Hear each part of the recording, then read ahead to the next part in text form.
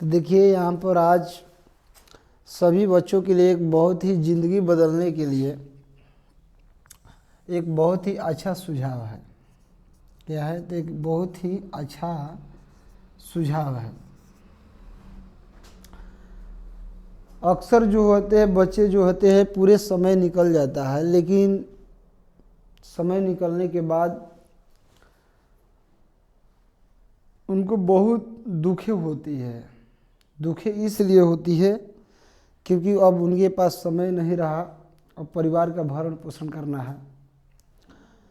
तो देखिए यहाँ पर एक दो चीज़ें होती है, एक समय होता है और एक समझ होता है। एक ऐसे दो पहलू है जिसके एक साथ होने पर ज़िंदगी बदल सकती है। जैसे कि एक समय का बात है कि कुछ बच्चे जो है स्कूल जा रहे थे पढ़ने के लिए, और उस मार्ग में एक बूढ़ा आदमी जो है प्रतिदिन वह उन लोगों से रास्ता में मिल जाते थे, भेंट आ जाते थे।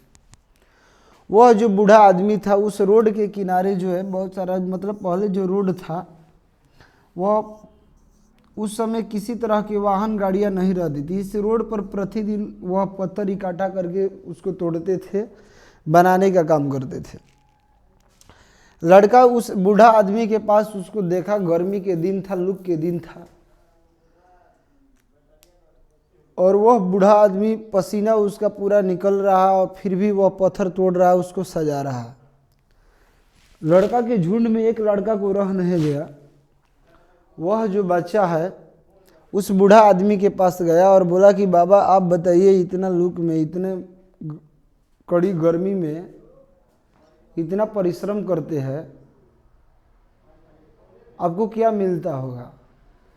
बूढ़ा आदमी ने कहा कि बेटा हम डेली 2.5 से 3 रुपया कमा लेते हैं, उतना ही जितना चावल और रोटी खरीदा सके, आटा खरीदा सके। लड़का इस बात को सुना तो उनका आंखें जो है नम हो गया। लड़का कहा कि बताइए, मेरे ही स्कूल में टीचर है, पढ़ाते हैं, कितना कम ही समय में पढ़ाते हैं, बहुत अच्छा पेमेंट कमाते हैं, उनके परिवार, उनके घर के लोग सभी कितना सुखी संपन्न है। अगला दिन फिर वो लड़का या बूढ़ा आदमी से बताया कि बाबा आप ऐसा क्यों करने लगे, कब से करने लगे, ऐसी क्या आपके पास, मतलब ऐसी क्या स्थिति आ गई? तो बूढ़ा आदमी ने बताया कि बेटा जब आपके जैसा हम पढ़ते थे तो अपने क्लास का डॉन थे, बदशाह थे, कोई हमसे डरते थे, और टीचर का तो हम बात मानबे नहीं करते थे कि वो क्या कह रहे हैं। और स्थिति उस समय हम लोग के पास पर्याप्त समय था, लेकिन जो है हम अपने मग्न में थे, अपनी बातों को सुनते थे, खेलते थे, मित्रों के बातों को सुनते थे, हम समय का बिल्कुल ख्याल नहीं रखे। और आज उसी का देन है कि आज हम इस रोड पर आ गए हैं।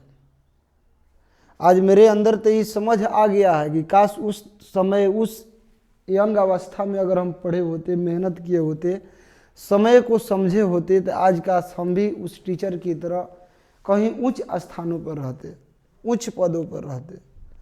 लेकिन काश आज हमारे अंदर समझदारी तो आ गई है, लेकिन अब मेरे पास समय नहीं है, क्योंकि इस अवस्था में, बूढ़े अवस्था में जब पढ़ने जाऊंगा तो स्कूल के बच्चे सब, टीचर सहित सब लोग हम ही को देखकर हंसेंगे कि कहाँ से आ गया।